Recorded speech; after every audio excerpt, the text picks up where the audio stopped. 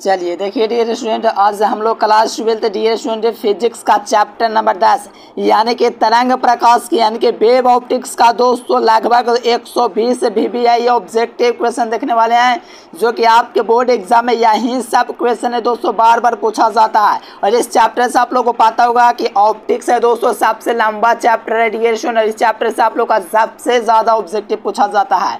तो लास्ट तक बने रहिए, 120 ऑब्जेक्टिव आपके एग्जाम के लिए बहुत इंपॉर्टेंट है। तो यहाँ से एक एक क्वेश्चन को आप लोग याद कर लीजिए और लास्ट तक बने रहिए। जितना क्वेश्चन का आंसर आपको पता हो तो नीचे कमेंट बॉक्स में कमेंट कीजिएगा, और PDF नोट्स आप लोग पूरा लेना चाहते हो तो इस नंबर पर दोस्तों व्हाट्सएप मैसेज जरूर कीजिएगा। चलो लास्ट तक बने रहिए। और फर्स्ट क्वेश्चन आपसे पूछा गया है कि निम्नलिखित में से किस भौतिक राशि का पुनर्वितरण प्रकाश का व्यतिकरण होता है, यानी कि निम्नलिखित में से किस भौतिक राशि का पुनर्वितरण प्रकाश का दोस्तों व्यतिकरण होता है। तो वो आपका दोस्तों तीव्रता होता है। कौन होता है सर जी? तीव्रता। तो ऑप्शन नंबर बी हो जाएगा, यानी कि किसी भी भौतिक राशि का पुनर्वितरण प्रकाश का व्यतिकरण है तो वो आपका दोस्तों तीव्रता होता है। तो याद रखिएगा बी नंबर। चलिए सेकंड नंबर क्वेश्चन कहा जा रहा है दोस्तों कि हीरा का दोस्तों ये अपवर्तनांक कितना होता है? रिफ्रैक्टिव इंडेक्स ऑफ डायमंड, यानी कि डायमंड का जो रिफ्रैक्टिव इंडेक्स होता है अपवर्तनांक होता है वो सबसे ज़्यादा 2.42 होता है, यानी कि 2.42 कहाँ पर दिया गया? तो यहाँ से देखिएगा 2.42 ऑप्शन सी में दिख जाएगा। चलिए बिल्कुल कमाल का क्वेश्चन है, तो बिल्कुल आप लोगों को एकदम याद करते हुए चलना है। अगर पहले से आंसर पता हो तो कमेंट कीजिएगा, या तो लास्ट में बताइएगा कितना आंसर आपको पता है। चलिए यहाँ से दोस्तों कहा जा रहा है कि व्यतिकरण फ्रिंज की चौड़ाई क्या होती है? देखो व्यतिकरण फ्रिंज दोस्तों बीटा जो होता है वो क्या होता है? तो कैपिटल D होता है, बाटा में स्मॉल d होता है। कैपिटल D लैम्डा, बाटा में स्मॉल d। तो यहाँ से आप लोग देखेगा मेरे प्यारे साथियों, तो ए नंबर इसका राइट आंसर हो जाएगा। एकदम भौकाल क्वेश्चन है, लास्ट जॉब क्वेश्चन है। बेटा बराबर डी और दोस्तों लैम्डा और बाटा में स्मॉल d। तो ऑप्शन नंबर ए याद रखेगा, काफ़ी कमाल का क्वेश्चन एग्जाम में पूछता है। चलो प्रकाश का जो रंग होता है दोस्तों, द कलर ऑफ लाइट का जो रीजन होता है दोस्तों, प्रकाश के रंग का जो कारण होता है वो क्या होता है? कौन रीजन के कारण होता है? प्रकाश के रंग का कारण दोस्तों जो है उसका आवृत्ति होता है। देखो कहीं पर तरंग दैर्घ्य भी देखोगे तो देखो आवृत्ति रहेगा दोस्तों, तो ऑप्शन में तो तरंग दैर्घ्य नहीं देगा। तो देखिए यहाँ पर आवृत्ति आप लोग देखेगा तो ए नंबर में दिख जाएगा। प्रकाश के रंग का कारण दोस्तों जो होता है वो आपका दोस्तों क्या होता है? आवृत्ति होता है। तो यहाँ से जो मेरे प्यारे साथी ऑप्शन नंबर ए लगाए हैं उनका बिल्कुल राइट आंसर है। चलिए नेक्स्ट क्वेश्चन देखो, किसी बिंदुवत परिमित से दोस्तों दूरी पर तरंगाग्र क्या होता है? किसी बिंदुवत स्रोत से परिमित दूरी पर जो तरंगाग्र होता है दोस्तों वो गोलाकार होता है। कैसा होता है सर जी? गोलाकार होता है। यानी कि किसी बिंदुवत स्रोत से परिमित दूरी पर जो तरंगाग्र होता है वो कैसा होता है? गोलाकार होता है। तो आपको याद रखना है ए नंबर हो जाएगा। किसी भी परिमित दूरी पर पूछेगा मेरे प्यारे साथियों तो गोलाकार हुआ। अगर यहाँ पर आपसे अपरिमित दूरी पूछेगा तो समतल हो जाएगा। याद रखेगा, यहाँ पर परिमित दूरी पूछा इसीलिए आपका बेलनाकार हो जाएगा। ऑप्शन नंबर ए इसका राइट आंसर हो जाएगा। चलिए देखिए डियर स्टूडेंट, यहाँ से कहा जा रहा है कि सूर्य प्रकाश का स्पेक्ट्रम कैसा होता है? चलिए यहाँ से कहा जा रहा है दोस्तों सूर्य प्रकाश का जो स्पेक्ट्रम होता है वो आपका संतत होता है। कैसा होता है? सूर्य प्रकाश होता है दोस्तों उसका जो स्पेक्ट्रम होता है वो कैसा होता है? सतत होता है। तो यहाँ से डियर स्टूडेंट याद रखेगा ए नंबर राइट आंसर हो जाएगा। चलिए प्रकाश के में देखो मृगमरीचिका का दोस्तों जो कारण होता है वो कौन से कारण होता है? यानी कि मृगम जो मरीचिका होता है दोस्तों वो आपका दोस्तों पूर्ण आंतरिक परावर्तन के कारण होता है। किसके सर जी? तो पूर्ण आंतरिक परिवर्तन के कारण। तो याद रखेगा मेरे प्यारे साथियों, आपका जो विद्यार्थी यहाँ से बी नंबर ऑप्शन लगाए उनका बिल्कुल राइट आंसर है।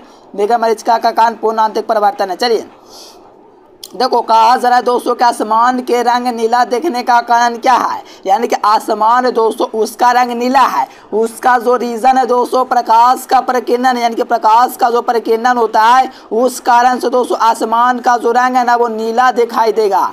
नीला तो आप लोग याद रखेगा ए नंबर इसका राइट आंसर हो जाएगा। प्रकाश के रंग का कारण क्या है? तो आपका प्रकीर्णन है। चलिए नेक्स्ट क्वेश्चन यहाँ से देखेंगे, तरंग की लंबाई बढ़ाने पर अपवर्तनांक का मान घटता है। ठीक ना डियर स्टूडेंट? क्या होता है? घटता है। ये कोशी के समीकरण से भी आपको ज्ञात होता है। ठीक ना डियर स्टूडेंट? याद रखेगा तरंग की लंबाई बढ़ने पर अपवर्तनांक का जो मान होगा वो घट जाएगा। तो बी नंबर जो विद्यार्थी लगाए हो उनका बिल्कुल एकदम कन्फर्म आंसर है। ठीक ना मेरे प्यारे साथियों? कमाल का क्वेश्चन याद करते जाइए।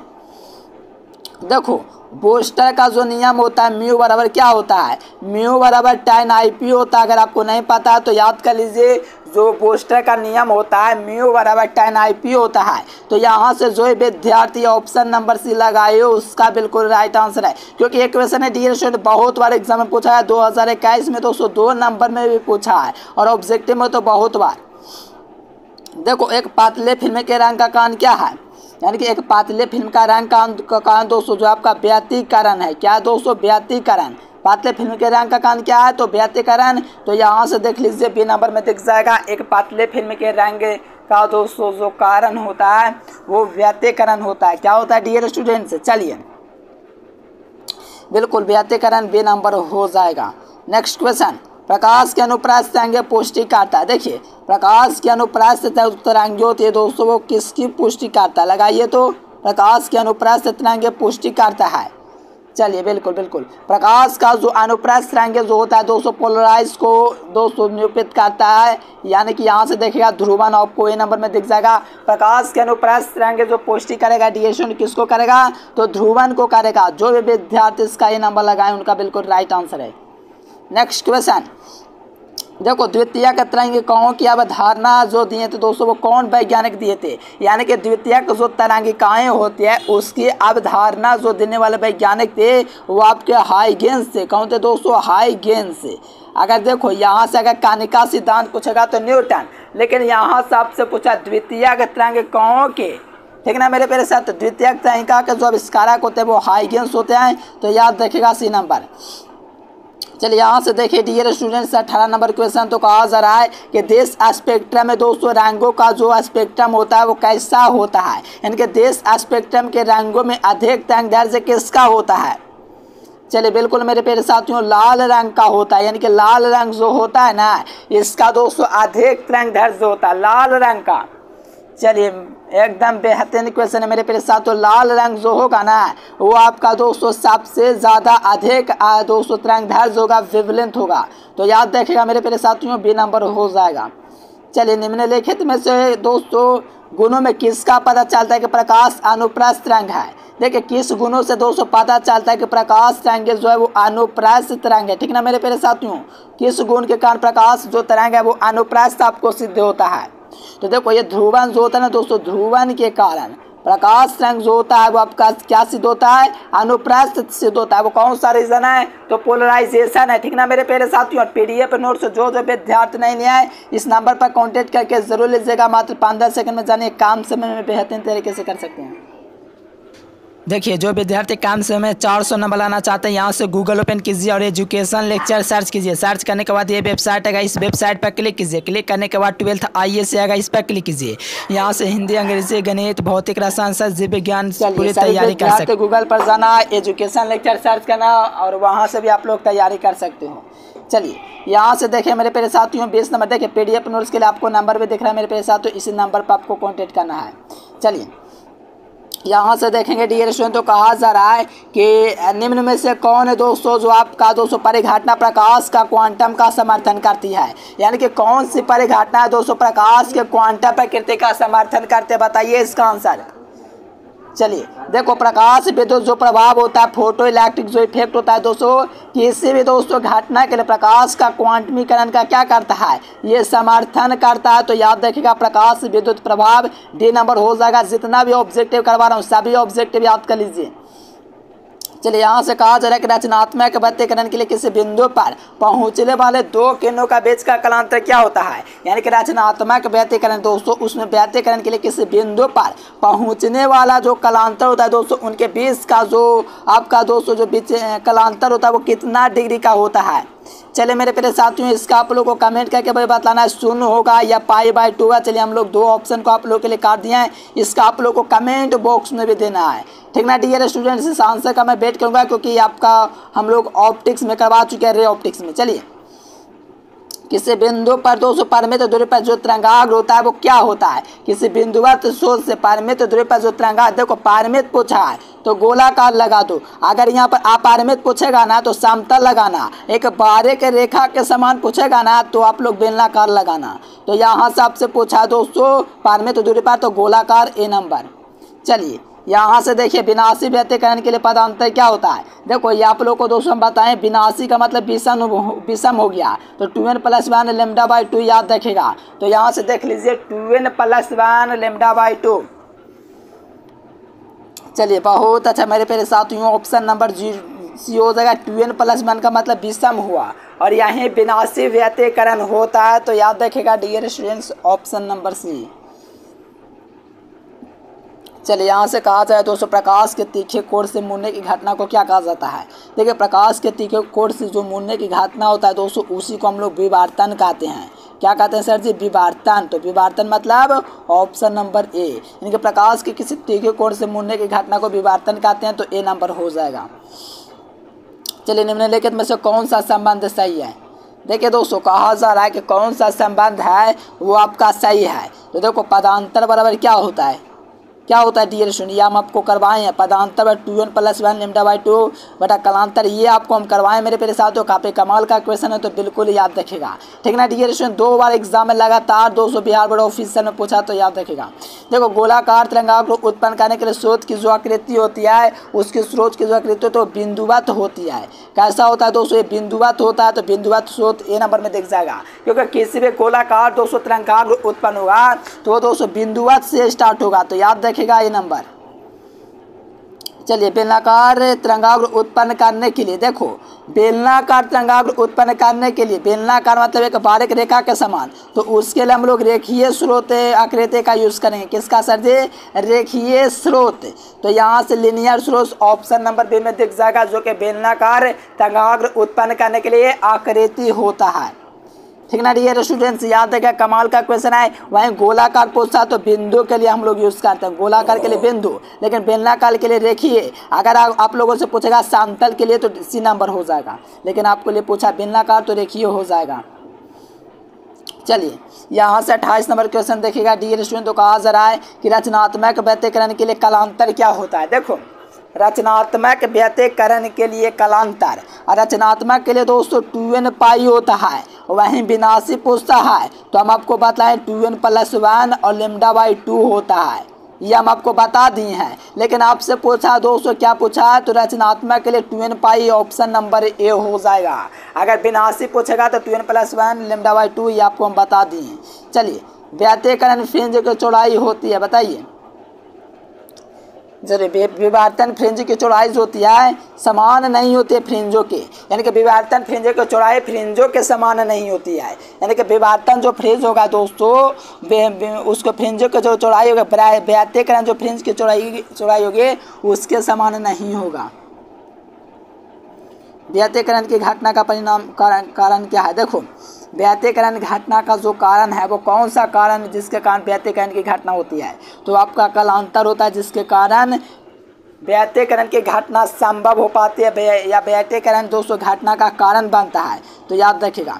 चलिए द्विविध प्रकाश उत्पन्न करने के लिए किसका यूज़ किया जाता है। देखो द्विविध प्रकाश उत्पन्न करने के लिए जो यूज़ किया जाता है दोस्तों वो आप लोगों का निकोल में प्रिज्म का यूज़ किया जाता है। निकोल में प्रिज्म देखिएगा तो ऑप्शन नंबर सी में दिख जाएगा। द्विविध प्रकाश उत्पन्न करने के लिए जो यूज़ करते हैं हम लोग निकोल में प्रिज्म का यूज़ करते हैं, तो याद रखिएगा कमाल का क्वेश्चन है निकोल में प्रिज्म। चलिए दो प्रकाश स्रोत क्या होते हैं दोस्तों, स्रोत क्या होता है, संबंध होता है जब उनके बीच का दोस्तों क्या हो, जब दो प्रकाश आपका दोस्तों जब कलांतर होता है, दो प्रकाश स्रोत संबंध होता है जब उनके बीच का कलांतर क्या होता है, तो उनके बीच का जो कलांतर होता है दोस्तों जब कांस्टेंट होता है, नियत होता है, तभी आपका दोस्तों संभव होता है। तो यहाँ से देख लीजिए ए नंबर में दिख जाएगा, दो प्रकाश स्रोत होगा संबंध तभी होगा जब उनके बीच का कलांतर क्या हो, नियत हो। चलिए हाइगेंस की जो तरंगे होती है दोस्तों, हाइगेंस हो गया, तो इसकी जो तरंगे होती हैं उसकी तरंगे होती है, कैसा होता है हाइगेंस का। चलिए बिल्कुल हाइगेंस के अनुसार दोस्तों प्रकाश जो तरंगे होता है यांत्रिक होता है और अनुदैर्ध्य होता है। यांत्रिक और अनुदैर्ध्य आप लोग देख लीजिए मेरे प्यारे साथियों, आपको ए नंबर ऑप्शन में दिख जाएगा यांत्रिक और अनुदैर्ध्य। प्रकाश का देखिए हाइगेंस सिद्धांत, देखो प्रकाश के हाइगेंस सिद्धांत आप लोग पढ़ लिए, ठीक ना डियर स्टूडेंट्स। अब प्रकाश के कणिका सिद्धांत के प्रतिपादक भी आपको जानना है, तो देखो न्यूटन जो है दोस्तों प्रकाश के आपका क्या कणिका सिद्धांत के ये प्रतिपादक हैं, ठीक ना डियर स्टूडेंट्स, कमाल का क्वेश्चन है तो इसको बिल्कुल ध्यान में रखिएगा। प्रकाश के कणिका सिद्धांत न्यूटन ने दिया था। प्रकाश किस प्रकार के कंपनों से बनता है? देखिए प्रकाश है दोस्तों, आप लोग जानते होंगे प्रकाश को। प्रकाश है दोस्तों किस प्रकार के कंपनों से बनता है? जैसा लाइट है दोस्तों तो वो किस प्रकार के कंपन से बनता है? तो दोस्तों वो होता है ईथर कण। क्या होता है? ईथर कण। तो ईथर कण देखिएगा तो ऑप्शन नंबर ए हो जाएगा। प्रकाश किस प्रकार के कंपनी से बनता है? तो याद रखिएगा ईथर कंपनी। ठीक ना dear students, option number A इसका राइट आंसर हो जाएगा। एकदम भौकाल क्वेश्चन है। प्रकाश के तरंगे गति सिद्धांत के अनुसार प्रकाश का रंग दोस्तों वर्णनिर्णायक होगा। ठीक ना डियर स्टूडेंट्स, चलिए 36 नंबर क्वेश्चन जो होता है प्रकाश के तरंग सिद्धांत के अनुसार प्रकाश वर्ण जो निर्णायक होता है किसके लिए होता है? चलिए बिल्कुल आवृत्ति के लिए होता है। यानी आवृत्ति के लिए जो होता है दोस्तों प्रकाश के तरंग सिद्धांत जो होता है इसके लिए रंग जो होता है निर्णायक होता है। आवृत्ति ऑप्शन सी। प्रकाश फोटोन की ऊर्जा क्या होती है? देखो फोटोन जो ऊर्जा होती है वो hv होती है। ठीक ना डियर स्टूडेंट, यानी कि प्रकाश फोटोन की जो ऊर्जा होती है वो क्या होती है? hv होती है। यानी कि फोटोन की जो ऊर्जा होती है E बराबर क्या होता है? E बराबर आपका hv होता है। किसका? तो प्रकाश की ऊर्जा E बराबर hv। तो यहाँ से देख लीजिए मेरे प्रिय साथियों hv ऑप्शन नंबर ए हो जाएगा। चलिए देखो द्वितीयक कणिका जो दिए थे दोस्तों वो हाइगेंस दिए थे। और कणिका कौन दिया था? कणिका दोस्तों न्यूटन दिया था। कौन दिया था? कणिका न्यूटन दिया था। लेकिन द्वितीयक हाइगेंस दिया था। ये दोनों क्वेश्चन आपके एग्जाम में पूछ दिया गया है तो इसको आप लोगों को बिल्कुल याद में रखना है। चलिए किसी बिंदुवत स्रोत से जो परिमित दूरी होता है उस पर तरंगाग्र क्या कहलाता है? किसी बिंदुवत स्रोत होगा दोस्तों उससे परिमित दूरी पर अभी हम आपको बताए हैं गोलाकार होता है। कैसा होता है? गोलाकार होता है। चलिए न्यूटन के अनुसार प्रकाश का वेग कैसा होता है? देखो न्यूटन के अकॉर्डिंग जो प्रकाश का जो वेग होता है वायु की अपेक्षा जल में अधिक होता है। यानी कि प्रकाश का जो वेग होता है दोस्तों जितना आपका वेग होता है ना प्रकाश का दोस्तों जो आपका वायु है जैसे हवा में आप लोग देख लो प्रकाश का वेग उससे जाल में अधिक होता है। यानी कि जाल में और ज़्यादा उसका वेग होता है। तो याद रखिएगा ये नंबर इसका राइट आंसर हो जाएगा। प्रकाश के तरंग गति सिद्धांत किसके द्वारा व्याख्या नहीं होता है? इनके प्रकाश का जो तरंग सिद्धांत होता है दोस्तों किसके द्वारा व्याख्या नहीं हो पाता है? तो आपका दोस्तों प्रकाश विद्युत उत्सर्जन है जिसके द्वारा प्रकाश के तरंग सिद्धांत की व्याख्या नहीं होती है। चलिए प्रकाश विद्युत उत्सर्जन याद रखेगा मेरे प्यारे साथियों। ऑप्शन नंबर सी काफ़ी कमाल का क्वेश्चन एग्जाम में पूछे ही जाते हैं। चलिए यहाँ पर 42 नंबर क्वेश्चन देखेगा तो कहा जा रहा है दोस्तों कि यदि प्रकाश स्रोत एक बारीक देखो अब आ गया एक बारीक रेखा छिद्र हो तो उससे परिमित दूरी पर जो तरंगाग्र होता है वह आपका बेलनाकार होता है। समझना मैं क्या कहना चाहता हूँ, बहुत ऑब्जेक्टिव आपका यहाँ से क्लियर होगा। बेलनाकार हुआ क्यों? क्योंकि आप लोगों का एक बारीक रेखा का छिद्र हो गया। बारीक रेखा का छिद्र हो गया तो बेलनाकार हो गया। अगर दोस्तों आप लोगों से दोस्तों पूछ देता परिमित दूरी पर रेखा होती है तो वो आपका दोस्तों समतल ये हो जाता गोलाकार। लेकिन यहाँ से आपको एक बारीक रेखा के समान पूछ दिया तो आप लोग को याद करना है बेलनाकार। बे नंबर देखो प्रकाश के तरंगे दोस्तों क्या पुष्टिकार है? प्रकाश के तरंगों के अनुदैर्ध्य तरंग निम्नलिखित में से कौन सी घटना की व्याख्या नहीं होती है? ठीक है ना डियर स्टूडेंट, चलिए डी नंबर आपका राइट आंसर हो जाएगा। प्रकाश तरंगों के अनुदैर्ध्य तरंगे इनमें से मानने के लिए कौन सी घटना को व्याख्या नहीं हो पाती है? तो याद रखिएगा ध्रुवन हो जाएगा। डी नंबर आपका राइट आंसर हो जाएगा। क्योंकि जो इसको अब अगर हम लोग दोस्तों कारण मान लेंगे या तो इसके अनुसार हम लोग चल देंगे तो मानने के लिए कौन सी घटना का व्याख्या होगा? तो ध्रुवन जो होगा दोस्तों उसकी व्याख्या से यह अछूता रह जाएगा। क्योंकि प्रकाश तरंगों का अनुदैर्ध्य मानने का मतलब ध्रुवन का क्या है? बहिष्कार। तो याद रखेगा अगर प्रकाश तरंगों को अनुदैर्ध्य मान लेंगे तो दोस्तों इसकी व्याख्या ध्रुवन का नहीं हो पाएगा, पोलराइजेशन का। देखिए 43 में कुछ और क्वेश्चन आ गया लगता है। अच्छा ध्रुवन होगा यहाँ पर आप लोगों को नहीं लिखा है, नो बडी लिख दिया है। यहाँ पर आप लोगों को याद रखना इंग्लिश में पोलराइजेशन ध्रुवीकरण। चलिए यहाँ से देखिए 44 नंबर क्वेश्चन यहाँ से लिख दिया है कि प्रकाश का किरण एक माध्यम से दूसरे माध्यम में जाता है तो गमन करता है। तो ये दोस्तों कौन है जो नहीं बदलता है? ठीक ना डियर स्टूडेंट्स। देखिए प्रकाश एक माध्यम से दूसरे माध्यम में जाता है तो कौन नहीं बदलता है, तो आपका दोस्तों फ्रीक्वेंसी जो होता है एक माध्यम से दूसरे माध्यम में जाने पर दोस्तों ये बदलवे नहीं करता है, ये अच्छा रहता है, कांस्टेंट रहता है। इसीलिए याद रखिएगा आवृत्ति होगा वो कभी बदलेगा नहीं, चेंज नहीं होगा। चलिए अज्ञात आकार वाले एक सुदूर स्रोत से आने वाला प्रकाश का जो तरंग होगा वो लगभग होगा, तो क्या होगा डियर स्टूडेंट्स। तो देखिए अज्ञात बोल दिया मतलब कि बहुत दूर, यानी कि अपारमित हो गया। तो अपारमित का मतलब हम आपको बताए हैं समतल हो जाएगा। देखो यहाँ पर समतल होने का कारण यही है कि अपारमित आकार का है, अज्ञात आकार का है। देखो यहाँ पर अज्ञात आकार वाले सुदूर इस स्रोत से आने वाला जो प्रकाश रंग होगा वह समतल होगा। अगर ज्ञात आकार पूछता तो बेलनाकार हो जाता, लेकिन अज्ञात यानी कि अपारमित दोस्तों आकार है तो याद रखेगा समतल। चलिए प्रकाश के कणिका सिद्धांत के प्रतिपादक न्यूटन थे, उन्होंने दोस्तों काव्य दोस्तों इसको प्रतिपादित किया, यानी कि काव्य इनको दोस्तों दिया। तो ये 1675 में दिए तो दोस्तों 1675 ईस्वी। तो यहाँ से जो ही मेरे प्यारे साथी ऑप्शन नंबर ए लगाए हैं उनका बिल्कुल राइट आंसर है मेरे प्यारे साथी, एकदम कमाल का क्वेश्चन है। चलिए यहाँ से 47 नंबर क्वेश्चन देखिएगा। तो प्रकाश के किरण हमेशा तरंगाग्र के कैसा होता है, ठीक ना डियर स्टूडेंट। प्रकाश का किरण हमेशा तरंगाग्र के कैसा होता है, तो ये आपका दोस्तों लंबवत होता है। कैसा होता है, लंबवत होता है, यानी कि प्रकाश किरण जो होता है हमेशा तरंगाग्र के कैसा होता है, लंबवत होता है। तो याद रखिएगा बी नंबर आपका राइट आंसर हो जाएगा। प्रकाश किरण जो होता है हमेशा लंबवत होता है, बी नंबर आपका राइट आंसर हो जाएगा। बिल्कुल कमाल का क्वेश्चन है। तो याद रखिएगा प्रकाश किरण हमेशा तरंगाग्र के 200 परपेंडिकुलर होता है।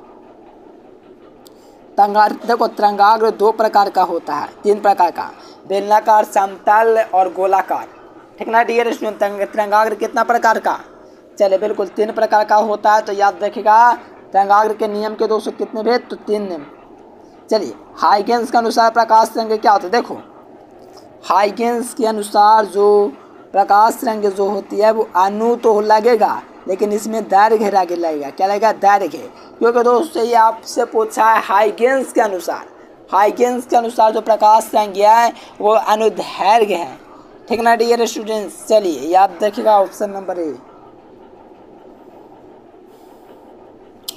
चलिए 15 नंबर क्वेश्चन पूरा होता है दोस्तों। कहा जाता है कि फ्रेनेल तथा यांग के अनुसार प्रकाश तरंग क्या होता है। देखो फ्रेनेल तथा दोस्तों यांग के अनुसार जो प्रकाश जो तरंग होता है वो अनुप्रस्थ होता है। कैसा होता है, अनुप्रस्थ होता है। तो याद रखिएगा ऑप्शन नंबर बी हो जाएगा। क्या हो जाएगा साथियों, B number. Next question 51 number कहा जा रहा है दोस्तों कि पदार्थ के कण जब स्वयं ऊर्जा लेकर अस्थानांतरित होते हैं तो उसी को हम लोग कहते हैं कणिकामय संचरण। यानी कि प्रकाश जो होता है दोस्तों पदार्थ का जो कण होता है स्वयं ऊर्जा लेकर के क्या होता है, स्थानांतरित होता है, तो उसी को हम लोग कणिकामय संचरण कहते हैं। क्या कहते हैं डियर स्टूडेंट, कणिकामय संचरण। तो ऑप्शन नंबर ए इसका राइट आंसर हो जाएगा। चलिए नेक्स्ट क्वेश्चन देखिए। चलिए 52 नंबर में कहा जा रहा है दोस्तों कि हाइगेंस के अनुसार प्रकाश तरंग संचयन किस गति के रूप में होती है। यानी कि हाइगेंस के अनुसार दोस्तों प्रकाश का जो संचयन है वो किस गति के रूप में होता है, हाइगेंस के अनुसार आपको बताना है। तो देखो हाइगेंस के अनुसार जो प्रकाश तरंग जो होता है किस गति के होता है, तो तरंग जो संचरण होता है दोस्तों उस प्रकार का होता है। तो तरंग संचरण ऑप्शन नंबर ए इसका राइट आंसर हो जाएगा। चलिए बिल्कुल भौकाल मचा दीजिए, A number is the right answer. चलिए यहाँ पर 53 नंबर में कहा जा रहा है प्रकाश के द्वितीयक तरंगिका सिद्धांत के प्रतिपादक सर्वप्रथम किसने किया। यानी प्रकाश के जो द्वितीयक तरंगिका है दोस्तों उसको हाइगेंस ने प्रतिपादित किया। हम आपको थोड़ी देर पहले ही बताएं दोस्तों क्या हाइगेंस ने किया है प्रकाश के द्वितीयक तरंगिका का दोस्तों प्रतिपादन। चलिए यहाँ से 54 नंबर क्वेश्चन देखिएगा। तो प्रकाश किस प्रकार के कंपनों से बनता है। इनके प्रकाश है दोस्तों वो किस प्रकार के कंपनों से बनता है। तो याद रखिएगा ईथर कण से बनता है। क्या सर जी, ईथर पार्टिकल। याद रखिएगा मेरे प्यारे साथियों ऑप्शन नंबर क्या हो जाएगा, सी हो जाएगा, है ना डियर स्टूडेंट। यानी कि प्रकाश किस प्रकार के कंपनों से बनता है, तो ईथर कण। नेक्स्ट क्वेश्चन देख लीजिए।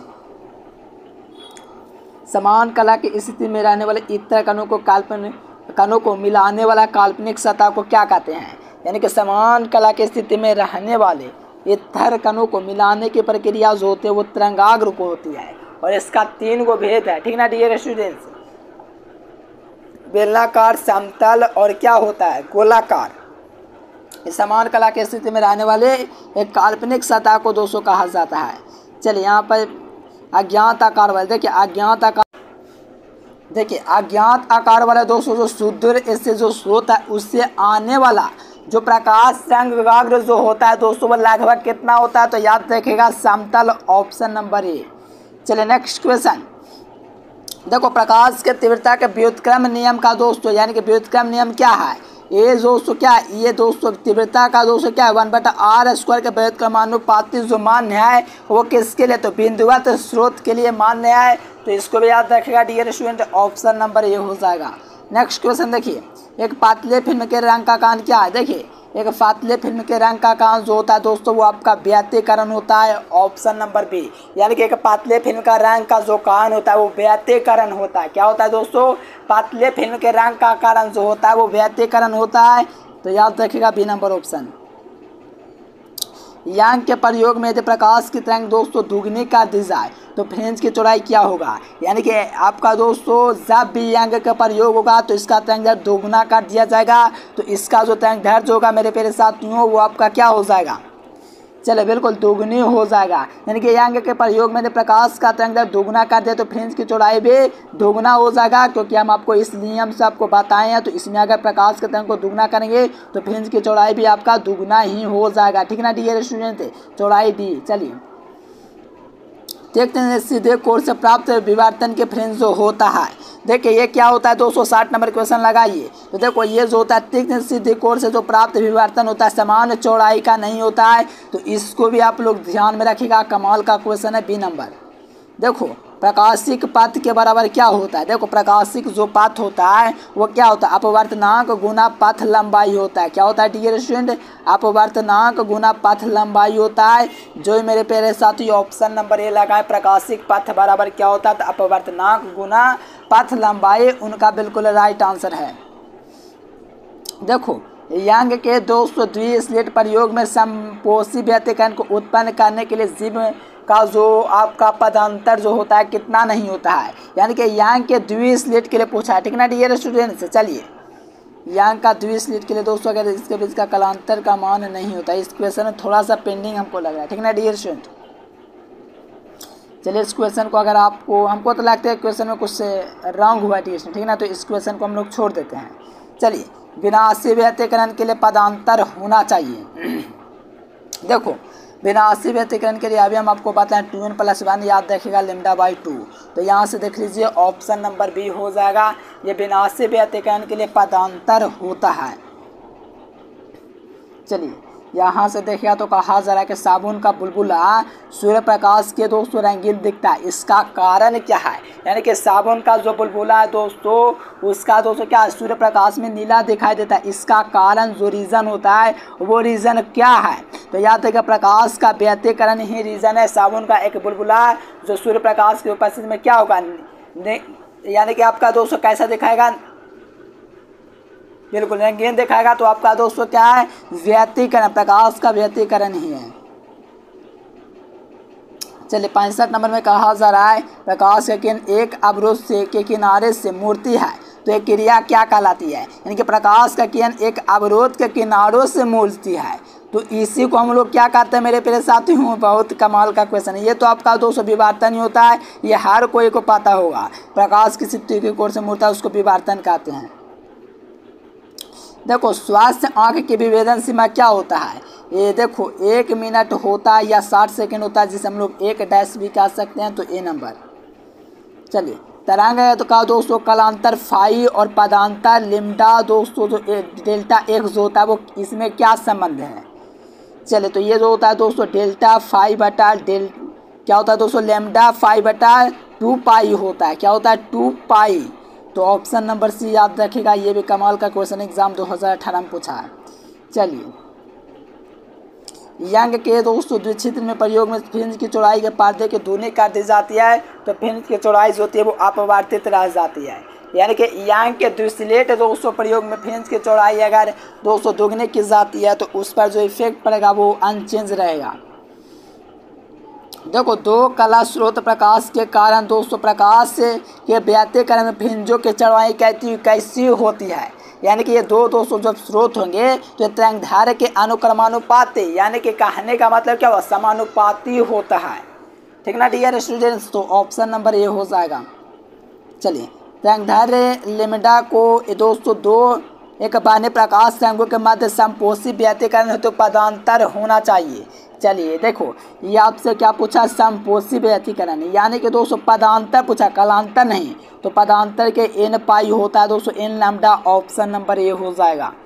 चलिए नेक्स्ट क्वेश्चन, यहाँ से यांग के द्विस्लेट प्रयोग में अंतराल में दोस्तों अगर अंतराल आधा स्लेट का हो तो पार्थियों के बेस की दोगुने कर दी जाए तो फ्रिंजों के जो चौड़ाई पर इफेक्ट पड़े वो 4 गुनी हो जाएगी। ठीक ना डियर स्टूडेंट्स, याद रखेगा ये सब क्वेश्चन बिहार बोर्ड के ओरिजिनल जो होता है, बिहार बोर्ड के द्वारा जो जारी किया जाता है ऑफिशियल क्वेश्चन, उसी में से ये सब प्रश्न आपके दोस्तों सेलेक्ट किए जाते हैं। चलिए, जब स्रोत और पर्दे के बीच की दूरी बढ़ा दी जाती है तो फ्रिंजों की जो चौड़ाई होती है दोस्तों वो बढ़ती है। यानी कि जब स्रोत और पर्दे के बीच की दूरी बढ़ा जाती है तो फ्रिंजों की चौड़ाई जो होती है वो क्या होता है दोस्तों, वो भी बढ़ती ही जाती है। तो याद रखेगा dear students, option number A. देखो, यहाँ से दो प्रकाश स्रोत कला संबंध होंगे यदि तरंग उत्पन्न करते हैं। यानी कि दो प्रकाश स्रोत दोस्तों स्रोत होंगे यदि कला संबंध स्रोत उत्पन्न करते हैं तो ये दोस्तों क्या होगा, एक निश्चित कलांतर होगा। याद रखेगा डी नंबर। कौन दोस्तों सबसे उत्तम एक वर्ण होता है। देखो, सबसे उत्तम की बात करेंगे डियर स्टूडेंट तो आपका वो लेसर होता है, जो कि सबसे बेहतर एक वर्ण का स्रोत होता है। देखो, यहाँ से आपको डी नंबर में दिख जाएगा लेसर। ठीक ना डियर स्टूडेंट्स, ऐसी तरंगे जिसके बीच का कलांतर समय के साथ नहीं बदलता है। देखिए, ऐसा तरंगे जिनके बीच का जो कलांतर समय के साथ नहीं बदलता है, इनके समय के साथ नहीं बदलेगा तो वो आपका दोस्तों पदांतर है। क्या दोस्तों, पदांतर। तो यहाँ से देख लीजिए ऑप्शन नंबर ए हो जाएगा मेरे प्यारे साथियों। क्या हो जाएगा, पथांतर। पथांतर मतलब ऑप्शन बी। देखिए, यहाँ पर विनाशी व्यतिकरण के लिए जो पदांतर λ/2 जो विनाशी का कैसा होता है, विनाशी मतलब आप लोग समझते ही होंगे, विनाशी मतलब क्या, विषम गुणज। तो λ/2 का क्या होता है, ये विषम गुणज होता है। तो याद रखिएगा C number option is the right answer. चलिए, 78 नंबर में कहा जा रहा है कि रचनात्मक व्यतिकरण के लिए किसी बिंदु पर पहुँचने वाले दो तरंगों के बेस का कलांतर क्या होता है। तो दो तरंगों के बेस का जो कलांतर होता है दोस्तों वो आपका 0 होता है। क्या होता है, 0 होता है। यानी कि रचनात्मक व्यतिकरण के लिए किसी बिंदु पर दो तरंगों के बेस का कलांतर चलिए 0 होता है।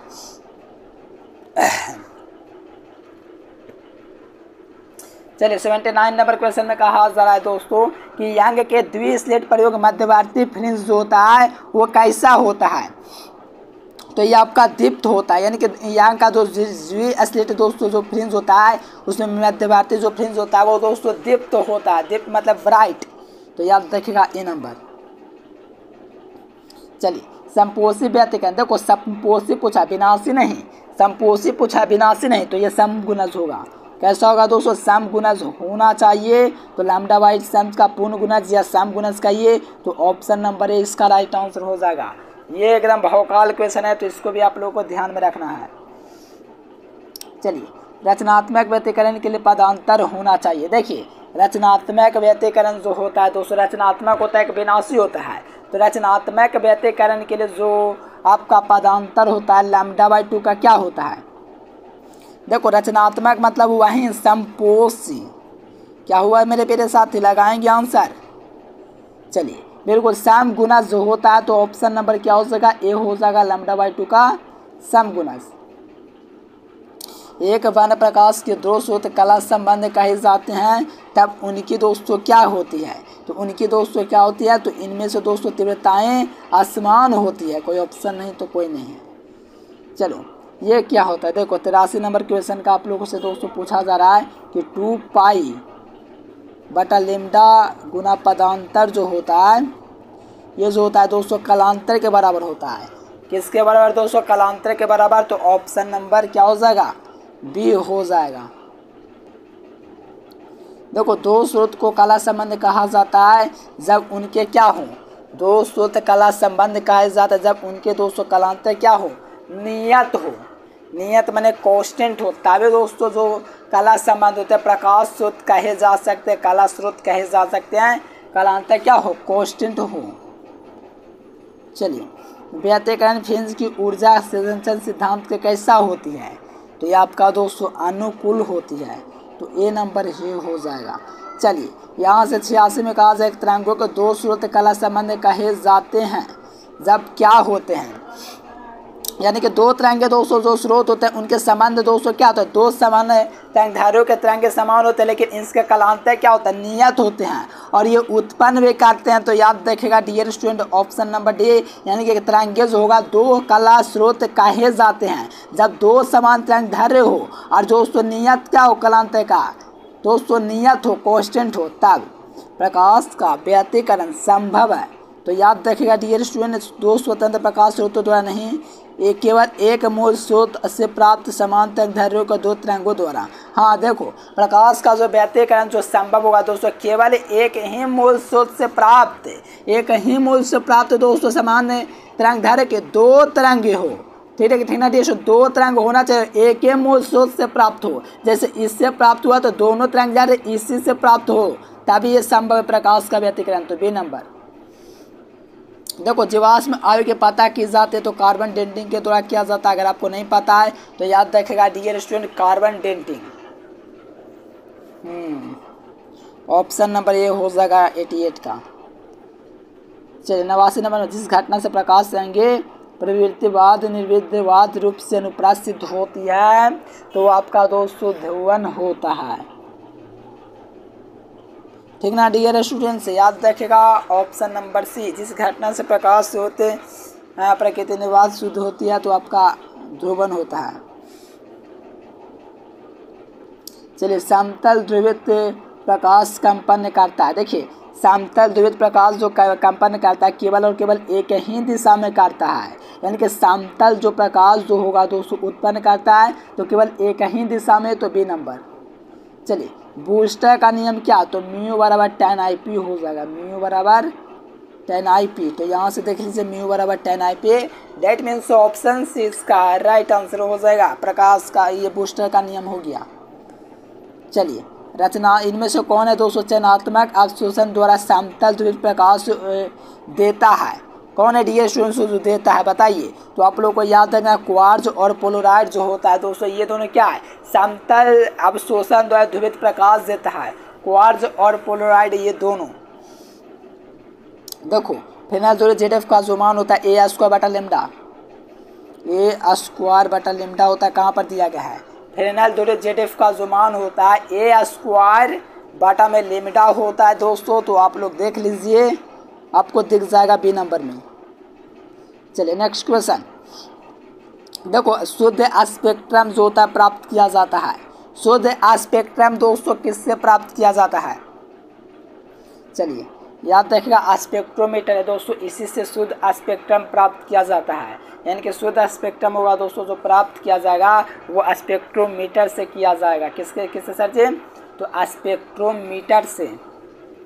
चलिए, नेक्स्ट क्वेश्चन देखिए, कहा जा रहा है दोस्तों कि उत्सर्जन रेखीय स्पेक्ट्रम प्राप्त होता है, यानी कि उत्सर्जन जो रेखीय स्पेक्ट्रम जो प्राप्त होता है वो किससे प्राप्त होता है। चलिए, सोडियम वाष्प लैंप से प्राप्त होता है। किससे सर जी, सोडियम वाष्प लैंप से उत्सर्जित रेखीय स्पेक्ट्रम प्राप्त होता है। तो याद रखिएगा डियर मेरे प्यारे, ऑप्शन ए। चलिए, इनमें कौन है दोस्तों चयनात्मक अवशोषण द्वारा ध्रुवित प्रकाश देता है, यानी इनमें कौन है जो चयनात्मक अवशोषण द्वारा समतल ध्रुवित प्रकाश देता है, वो कौन सा ऑप्शन है डियर बताइए। तो अभी हम आपको बताएं, दोनों हो जाए, क्वार्ट्ज और क्रिस्टल दोनों। तो ऑप्शन सी बोथ। चलिए, फिनाइल ध्रुवीय बारे के लिए दोस्तों विवर्तन फ्रिंज का अवरोध कैसा होना चाहिए बताइए। तो ये सीमित दूरी पर होता है, फिनाइल बारे के विवर्तन फ्रिंज का अवरोध है। तो याद रखेगा dear students, option number A. Next question देखिए, 98 नंबर, किसी प्रिज्म से दोस्तों वन विक्षेपण होता है, यानी कि किसी प्रिज्म से विक्षेपण क्षमता जो होता है वो कैसा होता है, तो धनात्मक होता है मेरे प्यारे साथियों। याद रखिएगा ऑप्शन नंबर ए क्या हो जाएगा, तो किसी प्रिज्म से विक्षेपण क्षमता जो होता है वो धनात्मक होता है। कैसा होता है, धनात्मक, पॉजिटिव। किसी तरंग के दोस्तों सिद्धांत से नहीं कहा जा सकता, यानी कि किसी प्रकाश के तरंग सिद्धांत से नहीं समझा जा सकता। किसको नहीं समझा जा सकता है, तो आपको पता प्रकाश विद्युत प्रवाह शुरू में बताए थे।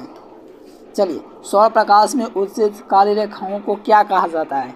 100 नंबर, तो फ्राउनहोफर रेखाएं कहा जाता है, तो ए नंबर। रेखीय स्पेक्ट्रम किस में होता है, ये परमाणुओं में होता है रेखीय स्पेक्ट्रम।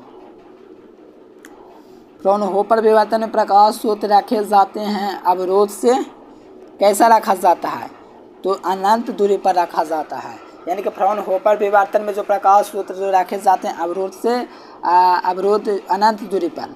चलिए, सूर्य प्रकाश का स्पेक्ट्रम क्या होता है, तो सूर्य प्रकाश का जो स्पेक्ट्रम होता है दोस्तों वो सतत होता है। कैसा सर जी, सतत। चलिए नेक्स्ट क्वेश्चन देखिए, तेल की दोस्तों पतली फिल्में जो होता है साबुन पानी को रंगीन दिखाता है, इसका कारण क्या है, तो इसका कारण दोस्तों व्यतिकरण ही होता है, जो कि तेल की पतली फिल्म या साबुन को रंगीन दिखाता है। व्यतिकरण देखिएगा तो आपको दिख जाएगा ऑप्शन नंबर सी में। नेक्स्ट क्वेश्चन देखिएगा, तो मिर्गा मरीचिका का कारण जो है दोस्तों वो आपका पूर्ण आंतरिक परिवर्तन है। क्या दोस्तों, पूर्ण आंतरिक परिवर्तन, ऑप्शन नंबर डी हो जाएगा। ठीक ना डियर स्टूडेंट्स, काफ़ी कमाल का क्वेश्चन है। चलिए एकदम यहाँ से देखिए 106 नंबर क्वेश्चन, दो कला स्रोत दोस्तों आभासी होता है। देखिए, दो कला स्रोत आभासी होता है जब फ्रेस्नेल के दोस्तों द्विक प्रिज्म से हो। जब फ्रेस्नेल के द्विक दोस्तों क्या हो, प्रिज्म में हो, तभी ये दो कला स्रोत प्रकाश स्रोत आभासी होते हैं। याद रखिएगा मेरे प्यारे साथियों, ऑप्शन नंबर सी। चलिए, विद्युत चुम्बकीय तरंग को दोस्तों ध्रुवित किया जा सकता है। तो देखिए, विद्युत चुम्बकीय तरंग जो होता है उसको दोस्तों पोलराइड के द्वारा ध्रुवित किया जाता है, तो ऑप्शन नंबर सी हो जाएगा। चलिए, बैंड स्पेक्ट्रम मिलता है। देखो, बैंड स्पेक्ट्रम जो होता है दोस्तों वो अणुओं से मिलता है। क्या होता है मेरे प्यारे साथियों, ऑप्शन नंबर बी हो जाएगा। बैंड स्पेक्ट्रम जो होता है अणुओं से मिलता है। चलिए, प्रकाश का स्पेक्ट्रम प्रिज्म से प्राप्त करने में न्यूनतम विचलन जो होता है वो किसका होता है, वो लाल रंग का जो होता है न्यूनतम विचलन होता है, तो ऑप्शन नंबर बी हो जाएगा। प्रकाश एक ऐसी घटना जो प्रदर्शित करती है कि प्रकाश तरंगें जो होते हैं वो कैसी है। प्रकाश देखिए, एक ऐसी घटना जो प्रकाश में यह दोस्तों क्या होता है प्रदर्शित करती है कि कौन तरंग दोस्तों अनुप्रस्थ है, वो कौन करती है दोस्तों, इसकी जो तरंग की जो पुष्टि करता है वो कौन करता है, तो आपका ध्रुवन। चलिए, यहाँ पर 111 नंबर में कहा जा रहा है प्रकाश का किरण एक माध्यम से दूसरे माध्यम में जाता है, तो जो मुड़ने की जो घटना होता है इसी को अपवर्तन कहा जाता है, प्रकाश का अपवर्तन। प्रकाश के किरण के तीखे कोण से मुड़ने की घटना को विवर्तन कहा गया, बी नंबर में। बी नंबर हो जाएगा विवर्तन। देखिए, प्रकाश की तरंग अनुप्रस्थ प्रकृति पुष्टि करती है, तो प्रकाश की जो तरंग अनुप्रस्थ है दोस्तों वो ध्रुवन को पुष्टि करता है, सी नंबर। व्यतिकरण फ्रिंज की चौड़ाई क्या होता है, समान और असमान दोनों हो सकता है, तो सी नंबर। व्यतिकरण क्षेत्र की दोस्तों सभी दीप्त फ्रिंजों की तीव्रता क्या होती है, सभी जो दीप्त फ्रिंज होता है दोस्तों वो समान होता है, सिमिलर होता है। विवर्तन दोस्तों दो प्रकार का, फ्राउनहोफर विवर्तन और फ्राउनहोफर विवर्तन। ठीक है दोस्तों, बी हो जाएगा, दो प्रकार का। लेजर प्रक्रिया के लिए जो है दोस्तों संख्या परिवर्तन है। क्या संख्या परिवर्तन होगा, तो लेजर क्रिया होगा। व्यतिकरण की घटना है वो क्या है, तो कालांतर के कारण व्यतिकरण की घटना होता है। चलिए, यहाँ से कहा जा रहा दोस्तों कि व्यतिकरण फ्रिंजों की चौड़ाई व्यतिकरण फ्रिंजों की चौड़ाई के समान नहीं होता है, बी नंबर। चलिए, यहाँ पर पीडीएफ नोट्स के लिए आपको नंबर दिख रहा है डियर स्टूडेंट, इसी नंबर पर आप लोग को कॉन्टेक्ट करना मेरे फिर साथ, तो इस पर पूरा पीडीएफ नोट्स आपको दे दिया जाएगा ऑल सब्जेक्ट का। उम्मीद है डियर स्टूडेंट वीडियो पसंद है, आप लोग को वीडियो पसंद है तो लाइक सब्सक्राइब जरूर कीजिएगा। फिर मिलेंगे नेक्स्ट वीडियो में, तब तक के लिए bye bye, thanks for watching this video. जय हिंद, वंदे। देखिए, जो विद्यार्थी कम समय में 400 नंबर लाना चाहते हैं, यहाँ से गूगल ओपन कीजिए और एजुकेशन लेक्चर सर्च कीजिए। सर्च करने के बाद ये वेबसाइट आएगा, इस वेबसाइट पर क्लिक कीजिए। क्लिक करने के बाद 12th IAS आएगा, इस पर क्लिक कीजिए। यहाँ से हिंदी, अंग्रेजी, गणित, भौतिक, रसायन, जीव विज्ञान पूरी तैयारी कर सकते हैं।